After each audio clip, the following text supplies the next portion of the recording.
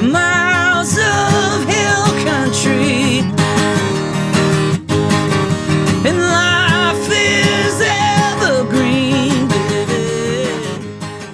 Simple question, just to kick things off. Who are you? Who the fuck are you?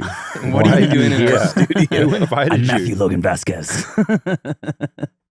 I'm Matthew Logan Vasquez, and I am the front man of a band called Delta Spirit, which hasn't been active in a long time, and I've been doing my own thing. That's why I have three names, is because Matt Vasquez is like John Smith, because Vasquez is a fairly common name. It's a conquistador name. Are there a lot of other Matt Vasquez's making music? If you Spotify you'll see it? some. Yeah, there's a lot of Matt Vasquez's like on Instagram as well. Yeah, and to yeah. like have the IP of your own name. So that's why I went with three names. And I like Logan because it's a cowboy name and that's fun. It's a good name, all three together. Yeah, MLV. It's a great name. Yeah. Looks nice on merch. It's like someone intentionally named it. Yeah, my mom. Yeah. Yeah. Thanks, Debbie. When did you two meet each other? Because full disclosure, I mean, eagle-eyed and eared Flightless Bird listeners will have potentially heard you play at live shows. Yeah. about- Yes, 2 live shows, and also heard his music the first like 2 years. Yeah. In the background, yes. Scoring. Yeah, you've sort of been along on this Flightless Bird journey, so Yeah. welcome to the couch. Fan, longtime listener, first time host, or a guest. Yeah, easy. Contributor. Easy. Yeah. That's what you're heading towards. I'm the host now. You bastard. But when did you two first meet, and how did that happen? We met in LA first because you shot that show at the Bootleg when the Bootleg Yes. was still going. But I was a fan of your music for quite a long time before we met. Yes. I had seen Stalking me for years. Delta Spirit play Chicago a ton of times. Yeah. Huh. Metro a bunch of times, Lincoln Hall. Oh, so I fun. think we had probably met once because you and Company of Thieves had like a mutual friend. Maybe. Yeah. I don't know. I don't know who that would be. Because you randomly opened a show I went to at Metro with Not a Surf. Yes. God, your memory is so good for all this stuff as well. Not a Surf was like the third band we got to go on tour with. Like our first national tour was Cold War Kids, and then it was Dr. Dog, and then it was Not a Surf. So it was basically like, oh, you want credit? Like we just really lucked out with that first growth. And this guy, Matt Costa, who had a big hit on, and he brought in so many, because Matt's great and his band was really great, but he had the VH1 normal fan part.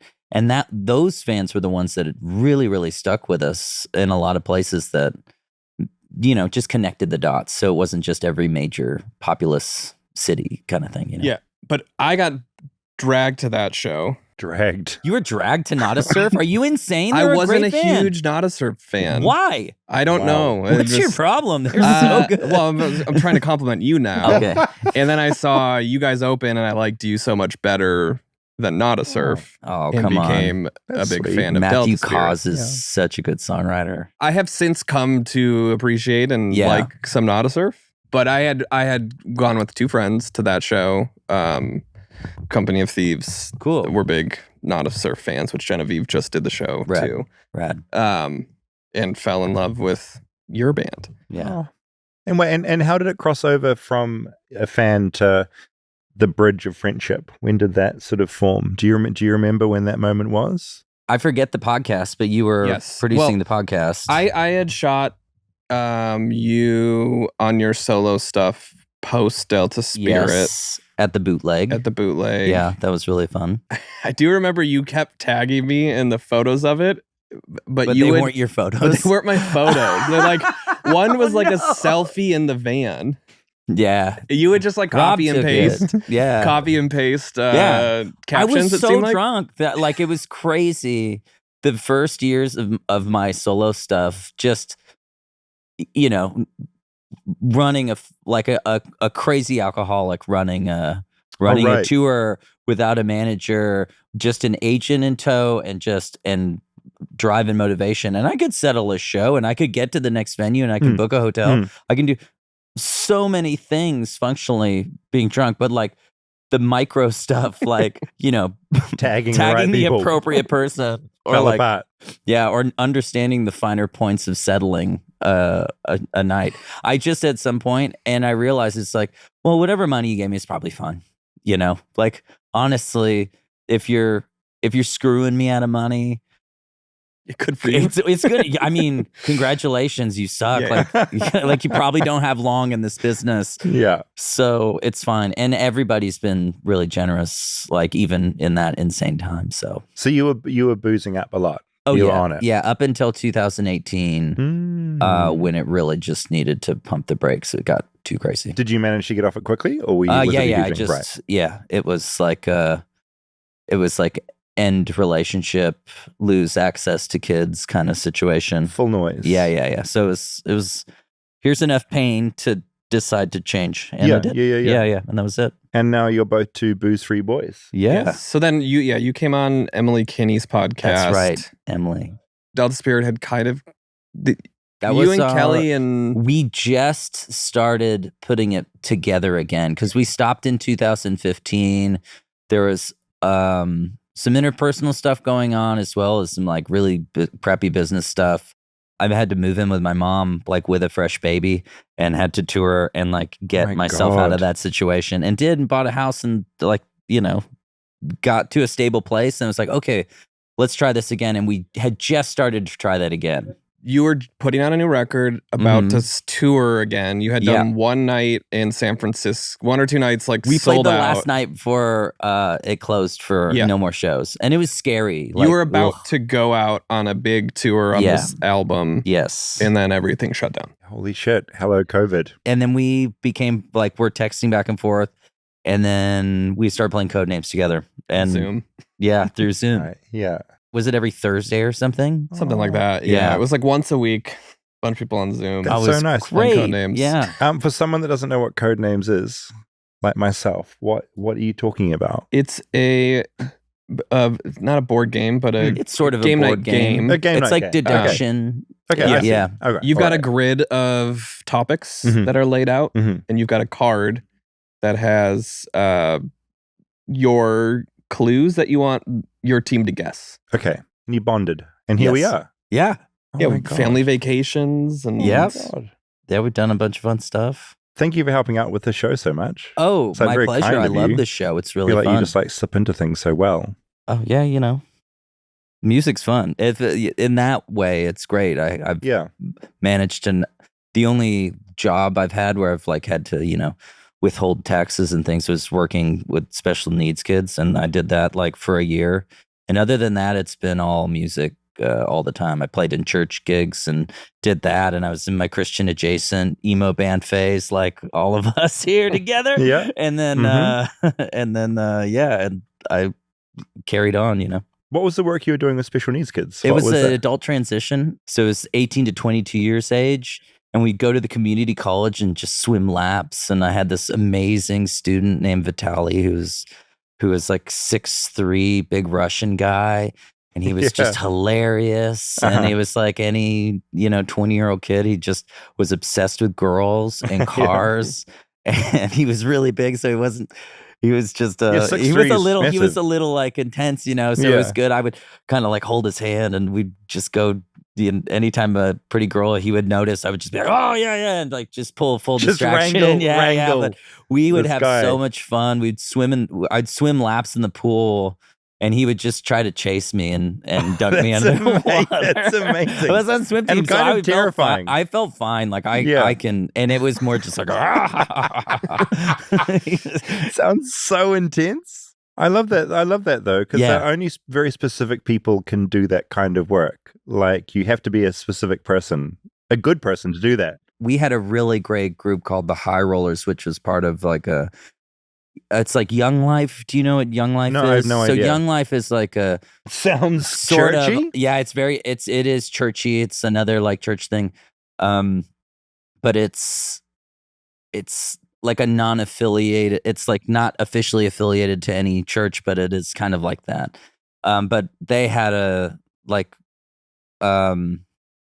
differently abled like youth group called the High Rollers, and we would sing Tom Petty songs. Oh, if heaven is anything, it's either like just after 9/11 U2 at the Staples Center, or or this high rollers thing, which is like completely insane. You know, like I'll just take like high rollers. Yeah, that yeah. sounds It was like sick. free falling, like just the wildest, loudest, joyful. Yeah, my big crush at high school did Free Falling for the Talent Quest. Oh yeah, and that song has just always been like, oh my god, what a song! What a song! It's a great song. Fuck. Yeah. Also, I haven't thought about that Bono thing post 9/11 Right for there. a long. That was big. so That was a big good. moment. Man, it was so good. Okay, so look, the whole purpose of this show is we get to listen to some amazing music, which we'll get to, but also I want to learn about American culture from our various guests. And I understand that you have had sort of a brush up with the sort of American healthcare system.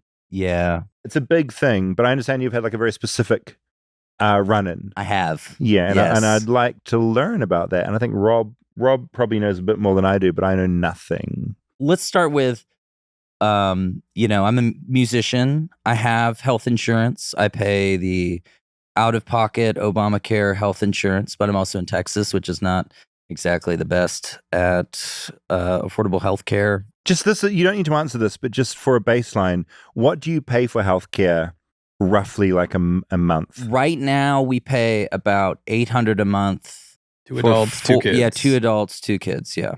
Okay, it's a lot of money. Okay, continue. Yes. Yeah.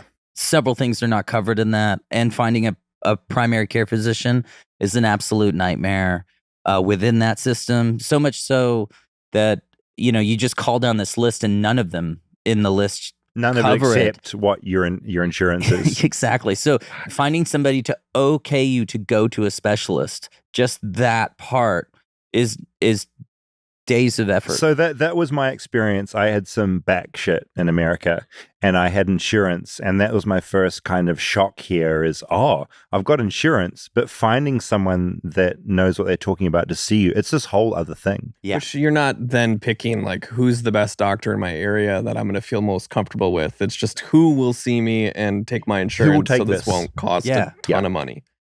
Answer in Texas, nobody. Nobody. Not only that, it's like they may take that specific insurance, but then there's like a notch next to that specific type of insurance. And then it's like, oh, you're not that. And then they'll accept you. They'll take, or even then they'll accept you. They'll take you in. They'll provide their services for you. And then after the fact, tell you that, oh, that wasn't covered by insurance. So here is a bill, which supposedly there's no surprise bill law in Texas. I don't know if that works. I'm at the point now, honestly, where I just go, "Oh, come and get me. Try to collect." I also have a homestead, so they can't come collect my house. Yeah. You're kind of like, fuck it. Yeah. Because I mean, that's just how the system has made people resort to at this point. Yeah. So what happened to you where you had to delve into the system and get help? So, because life is good until something kind of comes at you and you need that assistance. Yeah, stuff was going great.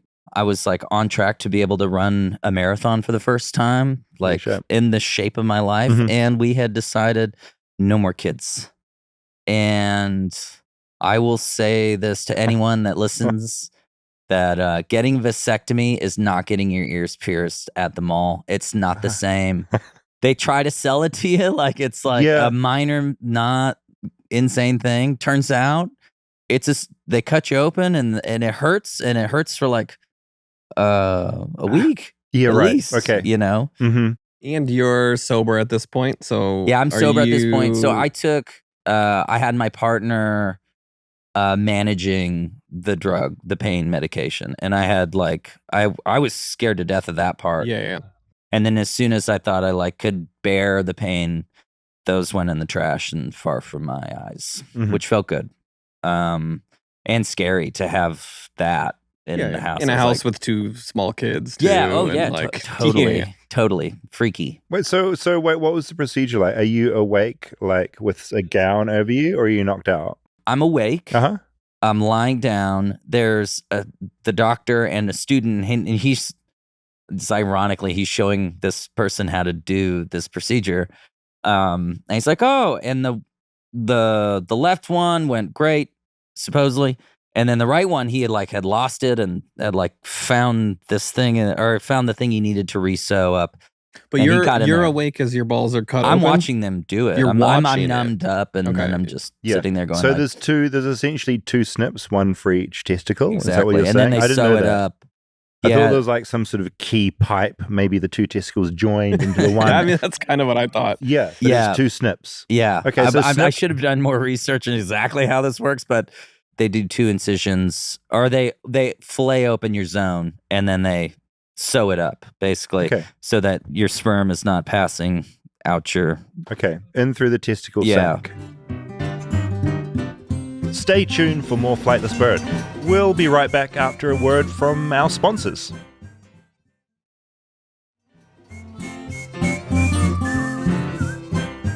A week goes by. I'm starting to feel better. We're cool. I don't run for a month. I'm taking it easy.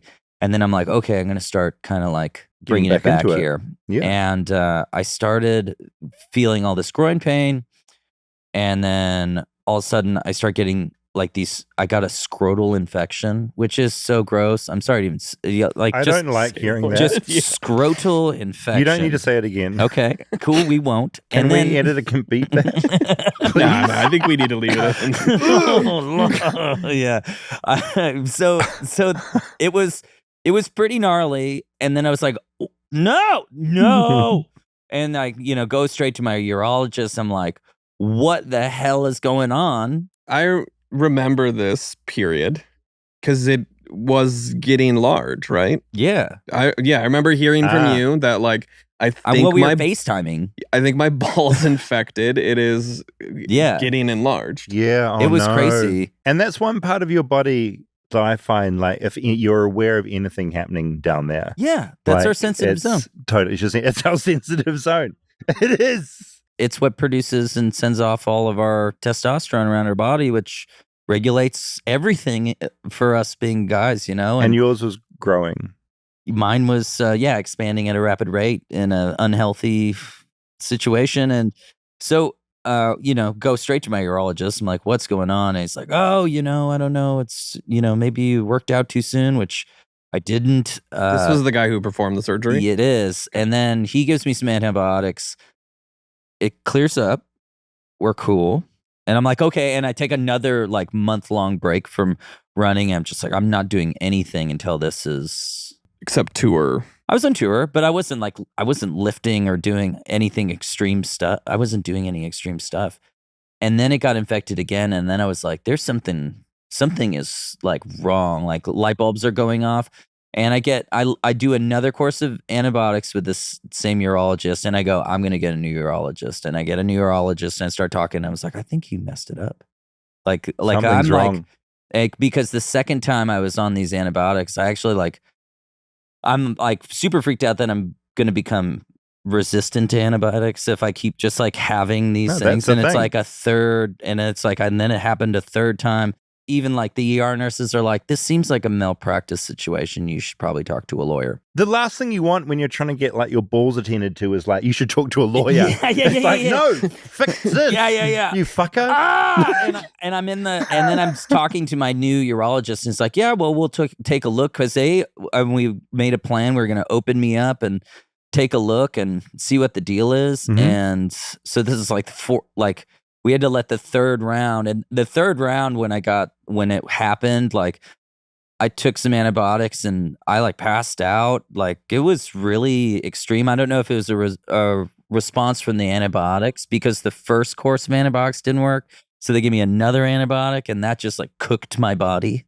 The testicle had turned into the size of a small peach. Holy shit. Yeah. Yeah, okay. And what size are they normally? Like the pit of a peach, you know what I mean? Like, it just grew, man. Like, yeah. So we did a surgery only to like, it was basically an exploratory surgery where they were going to fix what was wrong. They had done like an ultrasound on it or something. And it was like, clearly it had been, or what had looked like was it had been sewed too high up or something like that, or in the wrong place. and was cutting off the circulation, and basically blood flow was making it in but not out. Oh so my God. it was just trapping blood, and then the blood was like causing the infection. That was the working theory that was explained to me for what that was. Horrible. So I have this surgery. He's going in with the intention of fixing it, only to realize that it's like from these multiple infections that have happened, it's just it's like a grenade went off in that zone, and he's just like, the only solution is to take it out. But we didn't have that conversation before I had the surgery, so I had a surgery only to just go, well, we got to have another surgery. You're getting charged each time. I was getting charged. This is the weirdest part of this whole scenario. Was I was going to get charged for all of this. The nurse, after I woke up, was talking to me, you should talk to a lawyer. And then my other urologist comes in and is basically like, oh, your new one? Yeah. He's like, man, there's just no way to prove anything. And I was like, what? And I ended up talking to 2 lawyers who both miffed me off. And it turns out in the state of Texas, it's like, they're just like, it's you won't win. Right. You can't prove that it was malpractice. Yeah. It's like something went wrong with your body in the process. I need another urologist. Sort of random. Yeah. Okay. Yeah. I need another urologist to be like, this guy messed up. God. He did it wrong. And you know what? Maybe they did have a conversation, and he was probably like, yeah, I messed that one up, man. It's on me. But tell you what, I'll cover all his medical expenses, because my medical expenses for those initial surgeries, gone. I don't even know what happened. You don't know this for sure. That's just a theory you have. That's a theory I have. Yeah. There is no reason why these bills would just go bloop, disappeared. Yeah. So weird. So we come out, oh Lord. I come out of this surgery, and the doctor's like, it looks like a grenade has gone off in your scrotum. And he's like, we have to take this out. And I was like, why didn't you take it out? He's like, well, we didn't talk about it beforehand. We have to take what out? My testicle. Oh, right, take out my left testicle. I gave up my left nut for this whole situation. It's horrible. Because you're asleep for this one? I was asleep. They knocked me right out. Yeah. Was there any discussion when they said we've got to take this testicle out? Was there any discussion of like, is there another way? Or at this point, I've been in so much pain, just get rid of my left. I've got my right, I'll be okay. That's the idea. It's basically, well, you got the right one. It's doing good. It ought to come in and like work a little harder to level you out testosterone wise. Holy shit. You're probably going to have these recurring infections until we take this thing out. So I recommend that we take it out. So we took it out. What was it like waking up to that? Oh, it's just like I had another vasectomy. Your third vasectomy? Jeez, yeah. Third freaking surgery. Do they give you a replacement, like a fake ball? I had the opportunity to, and I really wanted to get like a D&D die, or something cool. And that got nixed really quickly. It's like, you can't put that in your body. And now, when I look at myself in the buff, it does look weird. Yeah, not worth cutting it open for a fourth time. It's not worth sticking a new thing in there. Yeah, completely. I could have done it. If I made that decision, they had like a prosthetic option, but I don't know, like just adding another thing. That's like one more thing to break in there. Yeah, completely. And I just want it peaceful. I have a friend in New Zealand who got testicular cancer, and one testicle got removed. Mm-hmm. He got the replacement, the fake testicle. He got one that was too big, and so he had to go back in again and get one that was a good size. So maybe you dodged a bullet there.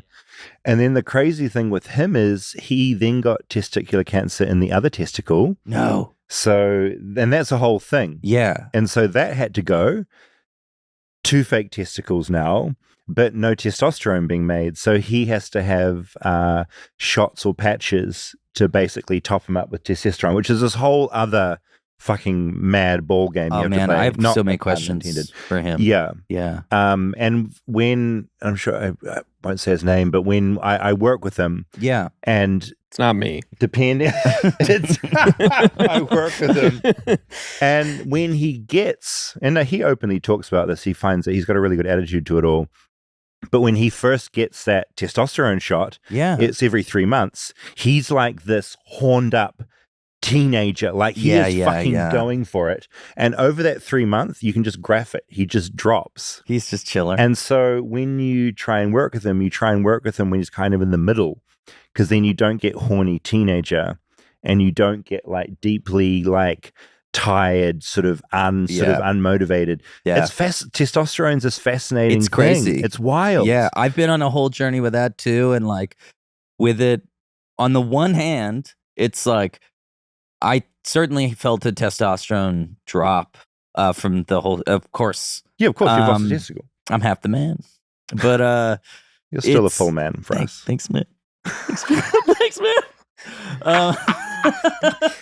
But it's weird, but it's also like, oh, I'm more serene. I'm chill. I'm chiller. Yeah, cool. I feel on that end, it's cool. But on the other end, it's like, oh, my metabolism's slowing down.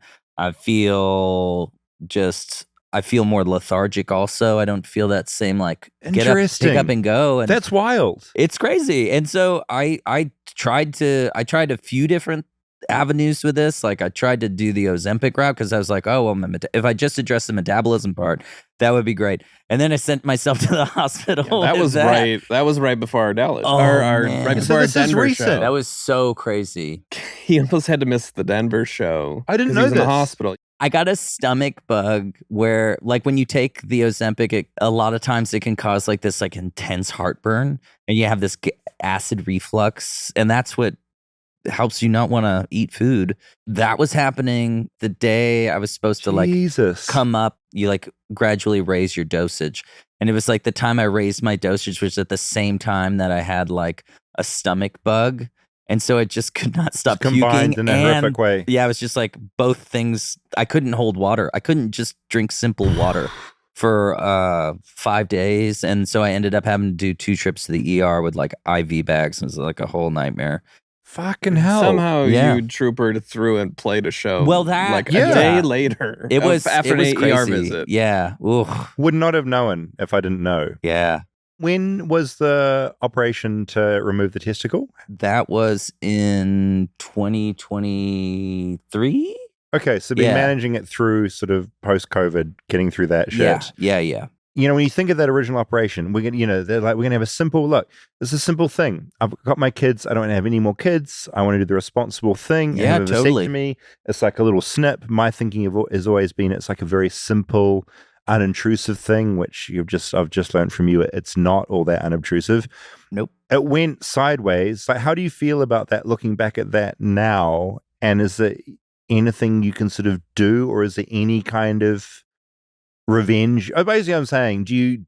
Like, I love name revenge. That doctor and be like no, but like, do you feel that in you still? Where you're like, fuck all this, or you're done now? I think that doctor, especially because like the bills I didn't pay, I am going to chalk that up to like there was some like behind the scenes conversation that they tried to go right by that. Mm-hmm. But also like now I'm paying out of pocket. Like no insurance is going to cover testosterone therapy, period. Just because that's completely. It's there's a different too many camp. people like abusing that, and even though I have a really valid reason, if I could find a primary care physician to like even say I could, there just isn't. So I can't find that guy. It's a whole like the whole system is just built to make me pay out of pocket and do the. I'm either gonna right now I'm taking segue, but right now I'm actually taking a pill that tells my pituitary gland to make my right one work more, and so hopefully that will work. I've tried the syringes, but I just tour too much, and I don't want to travel around with syringes and be in a hotel room and deal with that. When I traveled with my colleague, had to have it on ice. Had to have like the testosterone there. It was a nightmare. It was really difficult to do. It's this whole other bit of weird admin in your life. Yeah. Fucking hell. Life in pharmacology, but that's everybody now, or at a certain age, you know. This is just part of getting older, I guess, you know. As things start to fail and go wonky. Yeah, but I feel lucky that if this was my, you know, if this was my thing, that's okay. I'm all right. I still feel like I've got my cognitive vibe going. I get to play music. Great. I can still sing. I can still travel around and harass Rob Hollis. Yeah, fucking beautiful. Yeah. If I didn't know any of this, I would think none of this was a reality. Like you're doing everything. You seem fucking great. You don't look like a guy that's only got one ball. I look like I got two? Yeah. You look like you got two. You look like a 2-ball guy. That's what David's trying to say. That's what I am. That actually is what I'm trying to say. Anytime somebody says anything that's plural, I like to be like, I'm a little triggered by that. I've been looking at this bag this whole time that's sitting next to you. Is there anything in there? Oh, you wanted a snack. David loves snacks. And I do have love a snack snacks. for you. I brought you a snack. Guest bring him a snack. So I'm just trying to learn about your culture. The culture being the United States of America. Yeah, which is fun because I brought you something super American. Well, I brought you something very Californian. One left testicle. It's a testicle. It's actually Hawaiian, but it's still American because it's Hawaiian. Some beautiful sushi. Yeah, no, it's a spam musubi. Have you ever had spam musubi? No, I have not had. Really? No, you have never. not had No, spam I don't know So what the fuck this lady in Kauai, which is the garden island of Hawaii, she came up with it. Brilliant lady. Spam is it's kind of hard to get meat on an island, and so spam. Do you know about spam? It's in a can. Yes, Spam in a can. That's right. I don't know what spam is besides it's fish Like in a can. No, it's ham. It's pork. Oh, it's ham. It's pork. Okay, I'm learning. Yeah, I mean, I should say that every other New Zealander will know that. I'm just a fucking idiot. of course. So I'm not representing New Zealand. I just said, of course, I'm a fucking idiot. But here, and there's some. I think that's so what, egg in this. This is sort of. I mean, it's wrapped in seaweed. Yeah. It looks like sushi, but this is a bit of spammy ham in the middle. This is one of Calvin's favorite I'm going to foods. pass you a bit. My son as well loves this and is obsessed with it. Okay. Stay tuned for more Flightless Bird. We'll be right back after a word from our sponsors.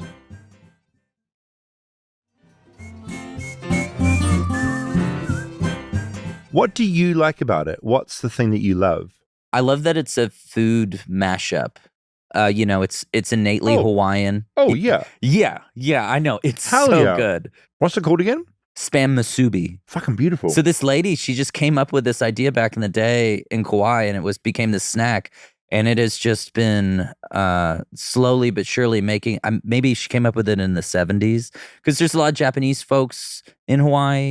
And sushi's really popular, but spam is like just the cheap meat that anybody can afford, and it's like a cheap sushi, delicious little snack. This is so good. It's the best thing. My son, I'll take one. My son, Please. Anytime I make him spam musubi at home, he is always walking around bragging to his friends. He's like, I got spam musubi. It's so amazing. Calvin has a spam musubi t-shirt. Yeah. Oh, really? I got him on an Etsy. Yeah. It's his favorite food. Yeah. It's the best kid's lunch too, because this will keep in a, in a bag or whatever. Or Where did you get this pack from?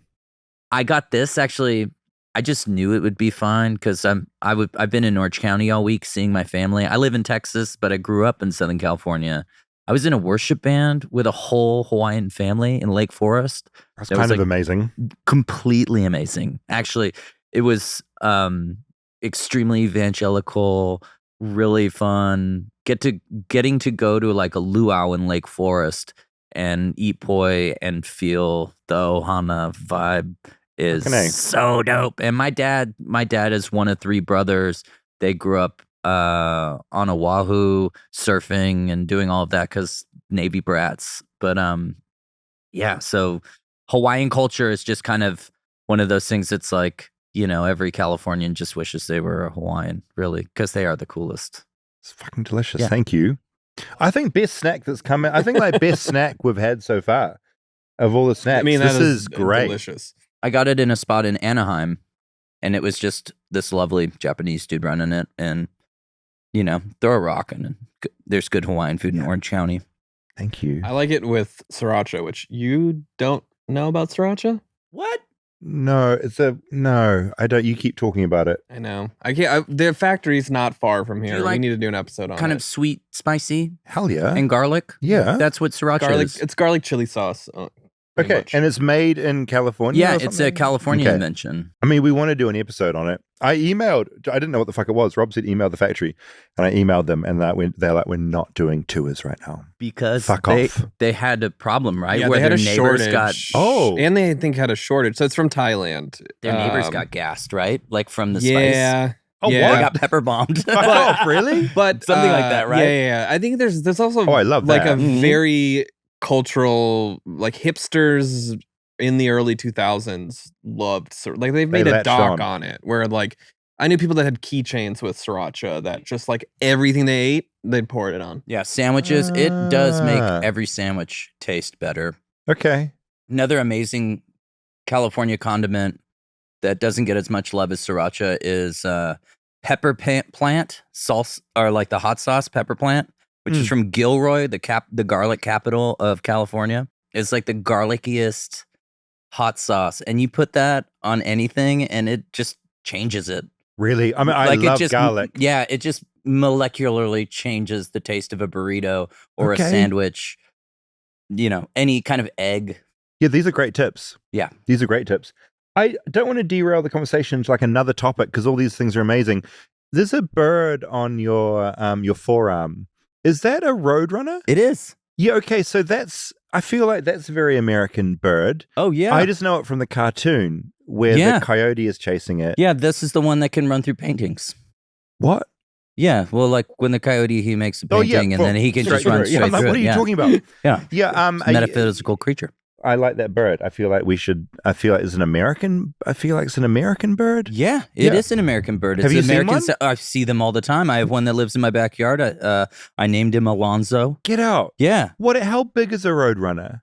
They can get pretty big. Like a chicken? Yeah. A chicken basically size? like a chicken, like a jungle fowl kind of chicken. And are they fast? Can they go fast? Yeah.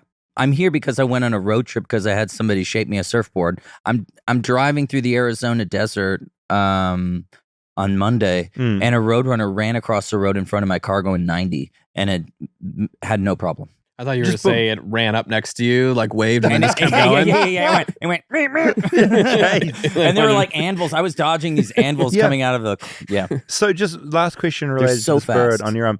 Can they can fly or they just run? They fly like a turkey or a chicken kind of flies. They not great flight. They run really fast, and then they kind of like they open their wings and they glide upward. They also use their wings in this. I think it's called a C turn in aviation, where you're flying and then you invert and then you flip, right? And they do this like flip motion and use their wings, and it kind of stuns the lizard it's trying to eat, like in a knoll, you know? And it'll just do this like flip thing, and then it'll just go whack and grab the lizard. It's these so birds fucking cool. rule. Yeah. Yeah, okay. They're really curious. They're super chill. You know, man. Why did you get it tattooed? Particular reason? I just like to run, and I see them all the time. And cool. If I was going to pick a spirit bird, it would be that one. That's a really good tattoo. Thanks. It is a flightless bird. I mean, that's what I was getting to. Yeah. Give me give it to me. Give it to me. It's America's best flightless bird, this is without really question. Good. Besides David. Besides me. You're the world's, really. I don't know. New Zealand's sick of me because I keep getting facts wrong about New Zealand. I'm being accepted slowly into America, I think. Yeah. People like the New Zealand accent, I think, because of Flight of the Conchords and their positive associations, Lord of the Rings, maybe. Australia, people are liking more and more, so they're just confusing. Yeah. Wow. That too, right? Yeah. I mean, that's cold.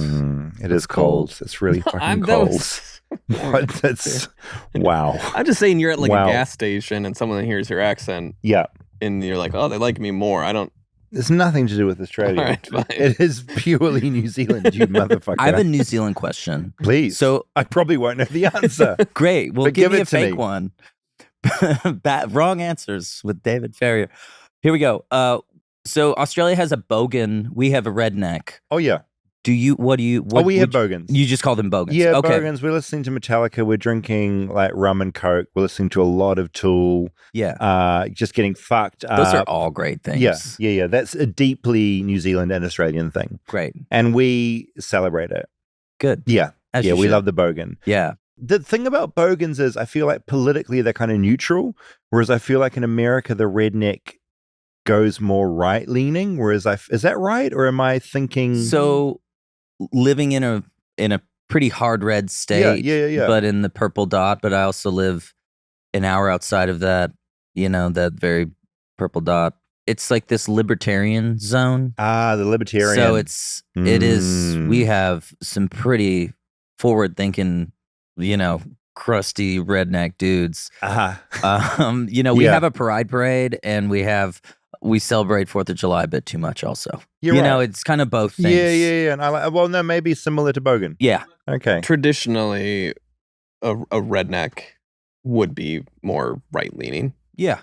Fair to say. Like when you're like, oh, you're a shit-kicking redneck, you would assume that person voted for a certain orange person. Yeah, maybe that's the case with Bogans as well. I mean, it's also like a very white culture. Like Bogan culture is very like white-leaning for sure as well. That's like a big thing. Yeah. Yeah. I mean, I'm essentially, I think I have a lot of Bogan elements to me. I love Metallica. I love Tool. I love Rum and Cokes. Like, I would happily fit in with Bogan. I think there's an element of celebrating our base silliness. Yeah, completely. As suburban whites that just shitty dumb things. Suburban whites. Yeah, cool. We love the Bogans. We love the Bogans. And speaking of Bogans, and you're going to play some music. Yeah, you've got some music for us. I do. You're going to play us 3 tracks. Yes. Can you sort of explain the story behind the first song you're going to play? Because I understand there's like a bit of a narrative there. There is a narrative there, and it's also an old song. Which is fun. It's an old Delta Spirit song. And I wrote it about a girl I was dating who went on to dance at Jumbo's Clown Room in Los Angeles, here in LA. I don't know about Jumbo's. You were pretty excited about I it's like I a heard burlesque. you say Jumbo's earlier. So I haven't been to Jumbo's Clown Room, but I have a lot of friends that go there. Yeah. And I understand it's like a very iconic strip joint in close to where Robin is. It's in Los Feliz somewhere. Yeah. It's like central. And it just sounds like a very iconic, like good clientele, like kind of divey, and the dancers sound fucking cool. And it's one of those strip clubs that's not like a Leary Vegas kind of a vibe. It's like, but I've never been, but I just hear good things. Same. And actually, it's funny, when I wrote this song, I was definitely in a different space in my life and understanding of what that is. And she's actually stayed there over this whole time and has made a career, and it seems to like love that aesthetic and culture and all of that. How long has she been there for? At least 17 years. That's fucking amazing. Yeah. And she's still crushing it. My friend texted me the other day and he was like, oh, she's still dancing. That's amazing. Yeah. So, but when you wrote the song though, you were a bit like, fuck you. We just broke sort up. of thing. So I was sad. Annoyed. It was basically, I'm breaking up. I remember it's like, you're not as sad as you think you are. And she's right. I'm not. I'm way too optimistic and happy. And she was like really into like vampire goth and white zombie and like heavy bands and stuff. And I love all of those things. Boganish. Yeah, oh man. But there was a beauty in her that I really enjoyed, and I was mixing it up with a lot of different gals at that, like just from different walks of life at that time in my 20s. And she was a really interesting character that walked into my life, and she's still an interesting character, which is really great. Thank you for coming in. Yeah. Thank you for the food. This was 10 out of 10. Thank you. No notes. Yeah, good deal. This one's Scarecrow.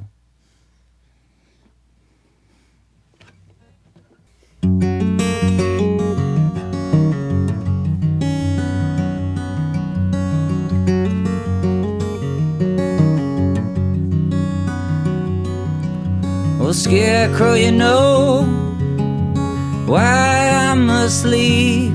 All the weight you bear, you cannot carry me. You know you're just like your mother, had your bags all packed to go, and you hid your heart from everyone you know. You say you'd never love another unless they bore your own name, though your kin, they trample on you just the same. Oh, I gave my love to a harlot, I'm told, in the blackness of a scarecrow you cannot hold. Well, I'm red in the blood that I've drained, that I wasted in a rain.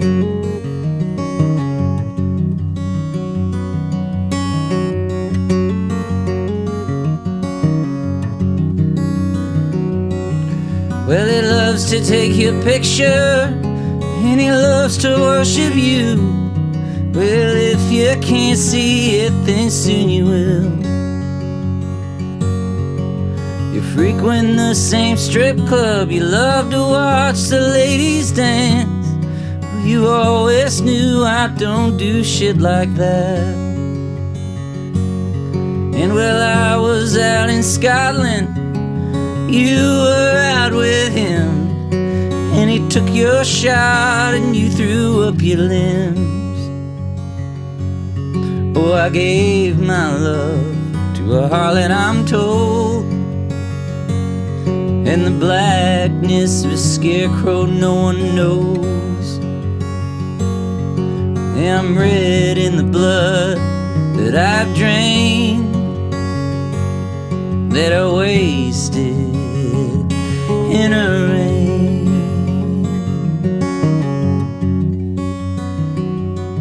Oh no.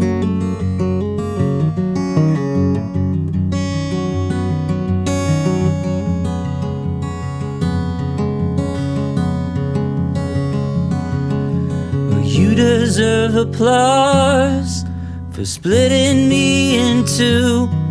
I count you on the list of a mortal few. And I hope that you were happy. I could only wish you the best. Well, your beauty vacant sitting in the west. And this may just sound redundant because you've chosen your own fate. There was more to you than just some pretty face. I will give my love to a harlot, I will, 'cause the blackness of a scarecrow you cannot kill. Well, I'm red in the blood that I've drained, that I wasted, waiting for her rain.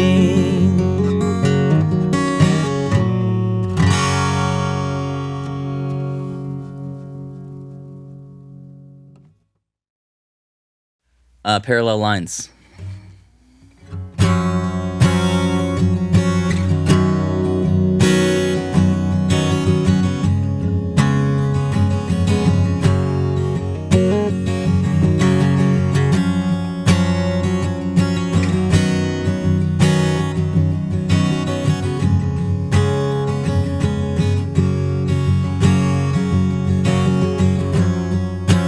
Parallel lines, so in tune with mine. It's lifting up my skin, as if your teeth were sinking in. You're reading all my thoughts, sharing all my prayers. You understand the cost, but please do not despair.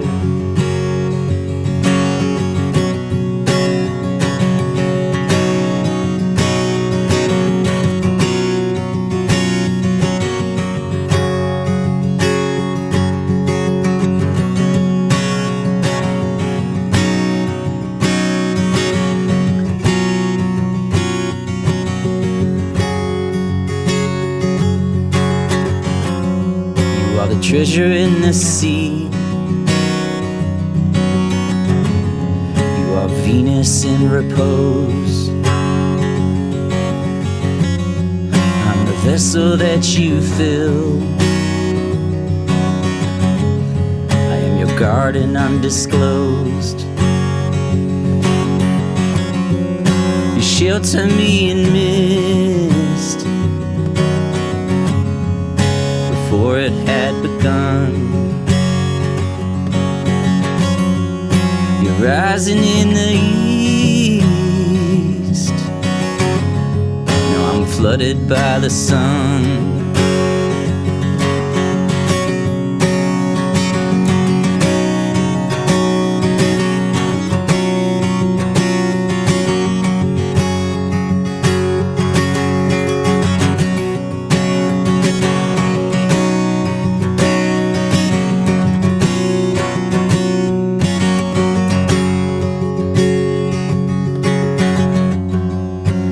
parallel lines. They got you on the run. We never needed signs to know what we'd become. You're reading all my thoughts. I'm trying not to stare. When you're ready for me, you know I will be there.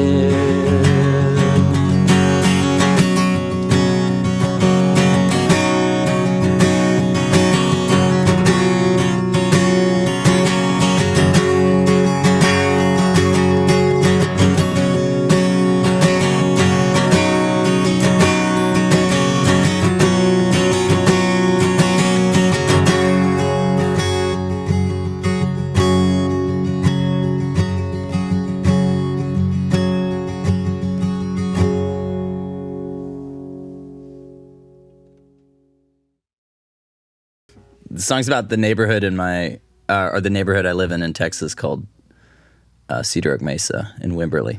The song's called Trailer Park.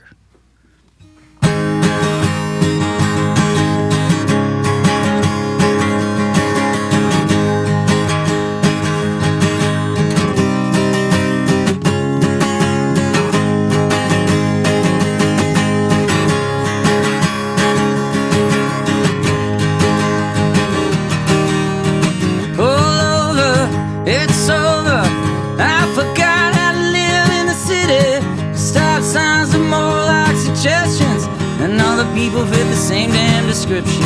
They're all well on, Jesus voted. Even the hippies are all cocked and loaded. Don't need a gun since Frank is my neighbor.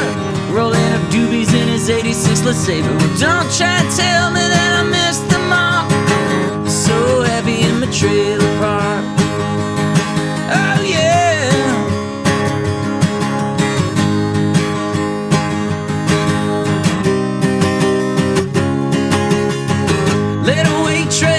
She got 2 kids. Every night we pray she gonna make it.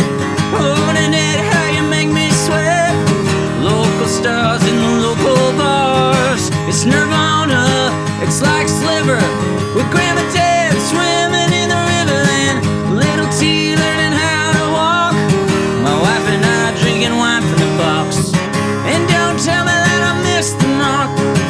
So happy in the trailer park.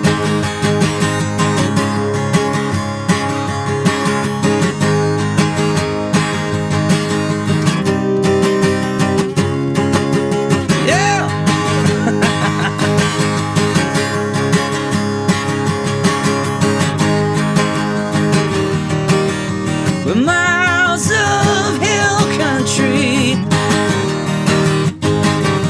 and life is evergreen, baby. And all I want to be.